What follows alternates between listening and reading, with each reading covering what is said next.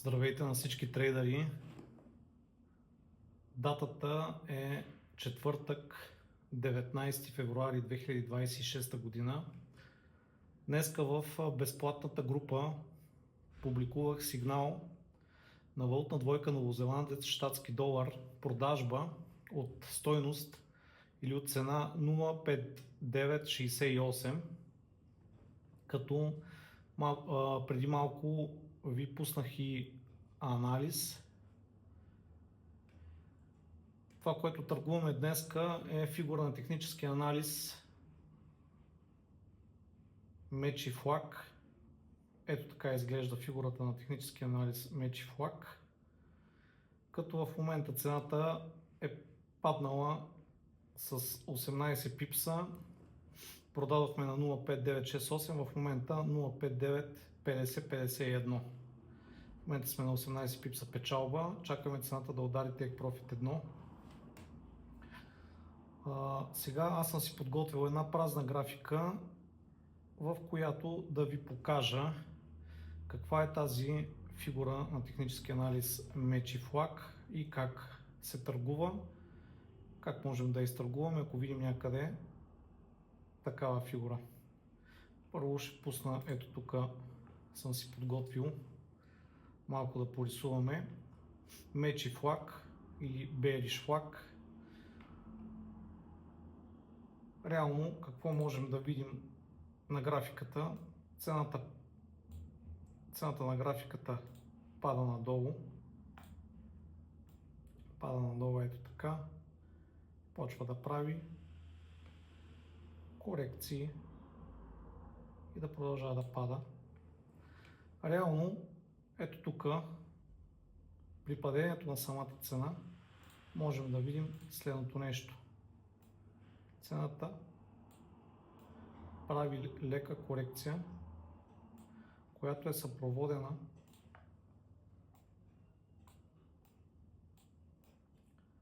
от няколко свещи, няколко поредни свещи,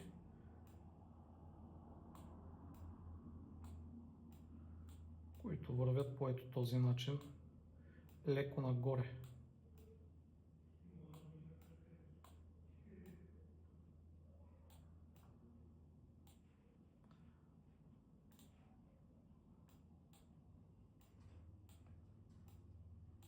Ето така.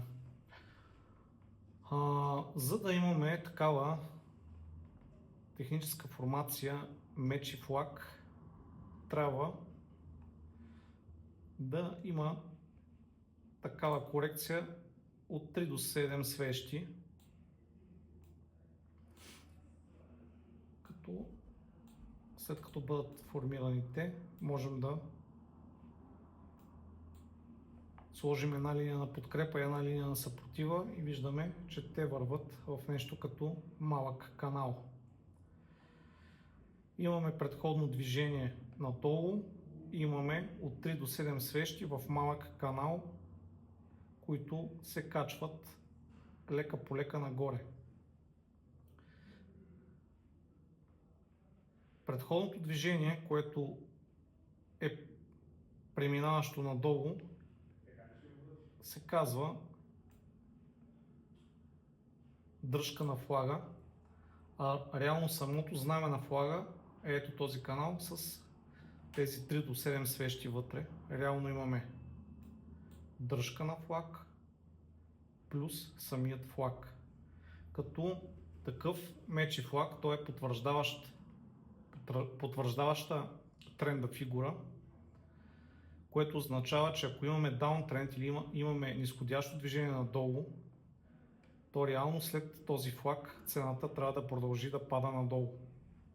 Как да разберем кога да влезем в сделка? Когато свеж пробие и затвори с тяло линията на съпорт. Ето тази свеж пробива, затваря с тяло линията на съпорт. Това е линия на съпорт, линия на резистанс. От следващата свеж, която реално ще бъде open, на следващата свеж ще бъде ето тук, можем да очакваме цената да продължи да пада надолу. колко да очакваме като печалба и къде да ни бъде take profit-а. Take profit-а трябва да ни бъде дръжката на флага, проектирана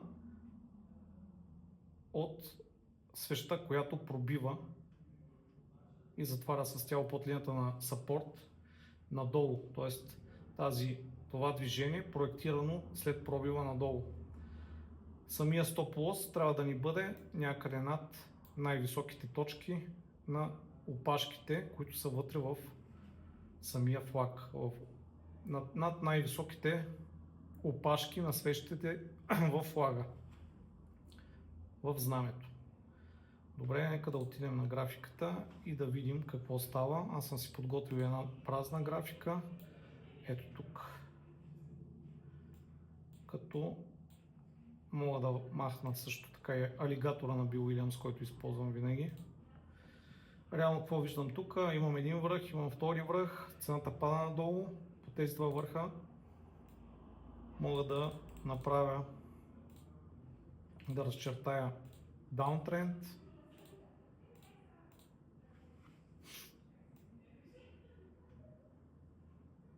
Така. Ще го направя както преди тази свеж да падне надолу. Ние бяхме в ето този тук период. Ето тук. Тази свеж отвори в 12 часа. Сигналът е от 1.55, близо от 2 часа. Така че само нека да напиша линия на резистанс.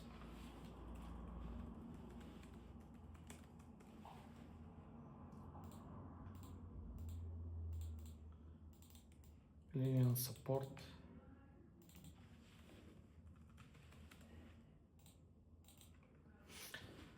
Реално какво видяхме тогава? Цената пада до линията на support и прави лека корекция от 1, 2, 3 свещи. Казахме, че ако видим такова нещо, можем да приемем, че имаме такава формация меч флаг.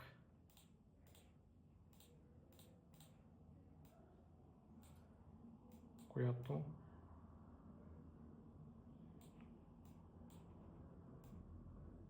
ще я разчертая по ето този начин.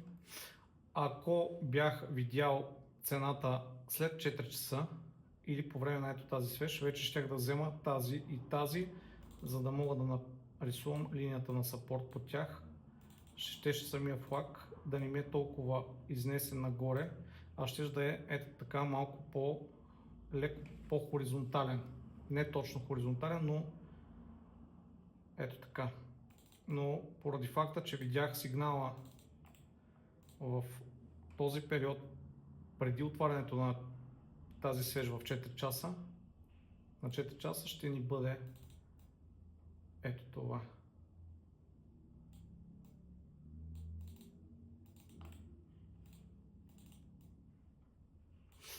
Всичко строим винаги на графиката, всичко строим по тела на свещите. Защо по тела на свещите? Защото при различните брокери пускат дълги опашки, при едните опашката цената е стигнала до една цена, при другите до друга цена и реално Open и Close са едни и същи на свещта и затова строим винаги, каквото и да правим, го строим по тела на свещите. Това е закон. Както казах, трябва да видя и дръжката на флага, която реално е ето това движение от тук до тук. Ето е дръжката на флага. Ето го и самия флаг.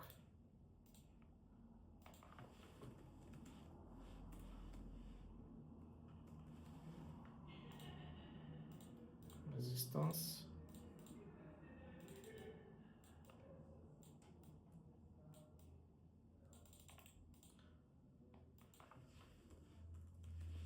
Support. Влезнахме в сигнал на цена 13.55, на цена 59.68, извинявам се. Гледам часа на влизане. Стоп лоса ни е на 0,6028.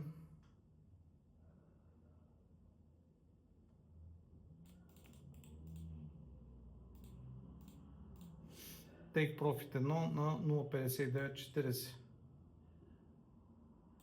Ето тук. Като реално опашката, т.е.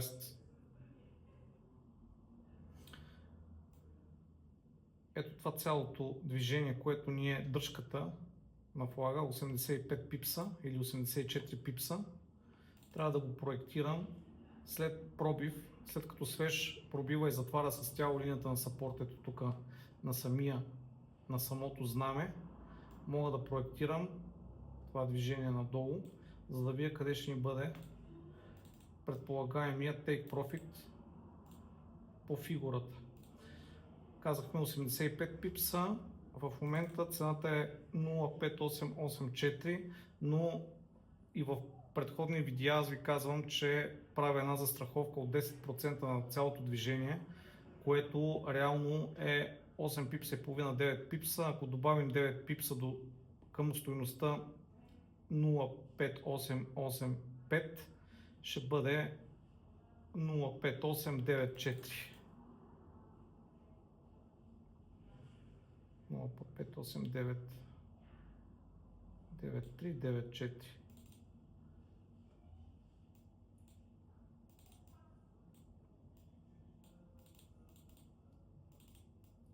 Ето тук ще ни бъде Take Profit.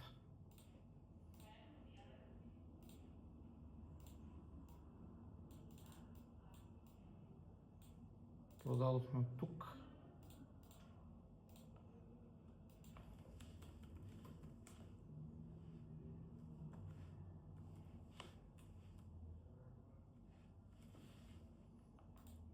Сел на цена 0,5968. Стоп лос.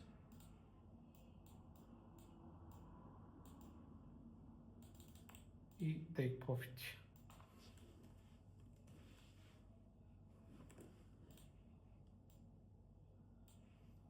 Като очакваме цената падне надолу,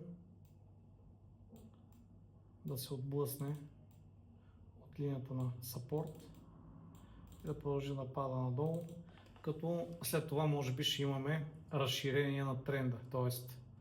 тренда ще бъде разширен надолу. Вчера говорихме какво е корекция на тренда, днеска има възможност този тренд да бъде разширен, да има разширение на тренда. В момента цената вдигна малко 0,5964, но в крайна сметка сигнал е на 4 часова графика. Трябва да изчакаме, може би още на следващата свеж, може и на тази, може и на следващата свеж. Цената ще падне до нашия Take Profit.